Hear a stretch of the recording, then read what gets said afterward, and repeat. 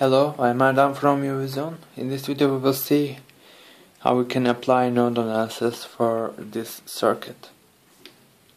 Alright, the first step is to choose a ground node. I'm choosing this node to be the ground, and I will tell you again, this step will never affect your analysis. Alright, and second step is to assign unknown mesh currents, and for consistency choose them in the clockwise direction. Alright, I'm labeling an unknown mesh current here, Ix for mesh X, and this is mesh Y. And notice that this current source, this independent current source, is related with two meshes, with mesh Y and mesh X. We have seen how we can deal with them when they are related with only one mesh, but this time this is related with two meshes.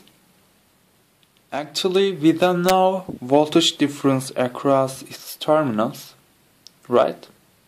So we also need to label an unknown voltage difference across this independent voltage source, because you need to write down KVL, since we don't know current flowing around this mesh X, right?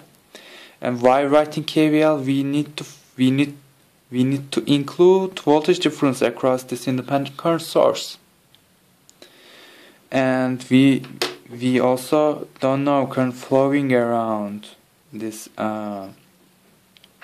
mesh Y, so I'm also labeling a current called IY.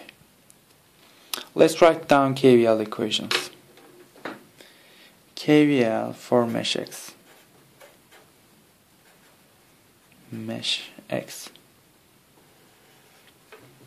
I'm starting from this point, alright? And first component is R1, and only Ix is affecting on it. Simply multiply Ix by R1. And next component is R2. Multiply Ix by R2. And one more component, R3. Simply multiply Ix by R3. And we have last component as independent current source, and we have labeled an unknown voltage across it with Vx. So we have plus Vx, set whole equal to 0 by KVL. Last KVL will be for mesh Y. Mesh Y. This is Y. I'm starting from this point, and we're turning in clockwise direction.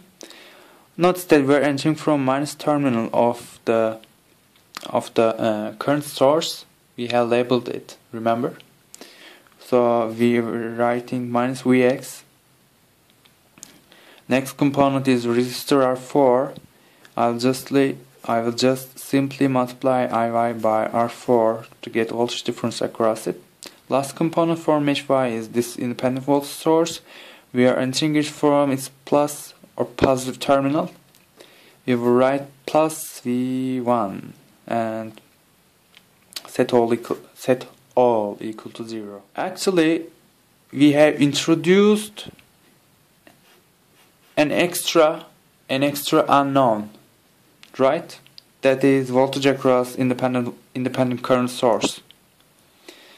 There is a method called Supermesh analysis, and with that method we can avoid this unnecessary voltage labeling. How we will do it? We will omit the current source branch, alright, and we will write down KVL by omitting this current source from the circuit. Let me redraw circuit for you.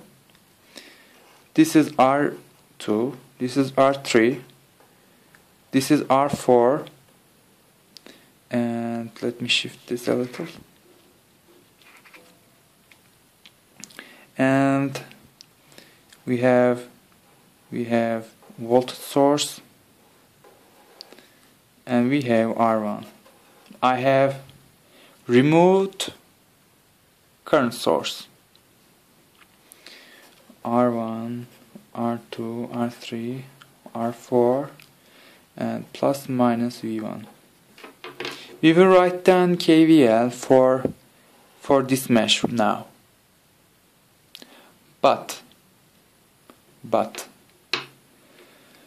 from this part of the circuit,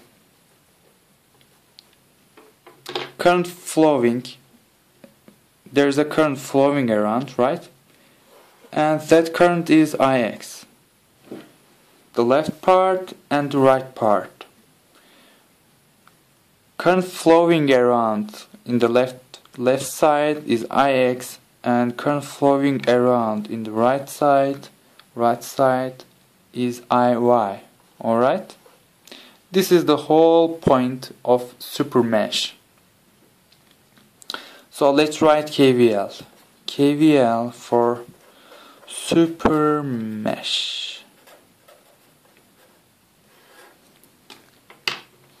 I'm starting from this point. First component is this R1. Only Ix is affecting on it, right? Ix times R1 is the voltage difference across R1. Next component is this R2, right? Let me shift a little. Again R3, to find voltage across it, multiply Ix times R3. Now we have passed to the right side of the circuit. So now Iy, the current Iy is in the action. Alright? Voltage difference across it is Iy times R4, and we are entering to an independent voltage source from its positive terminal, which means we should write plus V1, and we have reached to the start point. We now should set all equal to 0 by KVL. Have you noticed something? If you sum these two equations up, what you get is this Supermesh equation. One thing I want to point out is that in this equation we have two unknowns, right? Ix and Iy. So how can we solve two unknown one equation system? We can't. We must have one more equation, and that equation will be written here. If you see that Ix and Iy meet on this branch, right? And Ix is in the same direction with I1, and Iy is in the counter direction with these two currents. If we subtract Iy from Ix, it's obvious that what we get is the current value of I1. So we will write an equation called constraint equation as Ix minus Iy is equal to I1. So this is called constraint equation. Alright? That's how you solve these kind of analysis questions. Thanks for watching.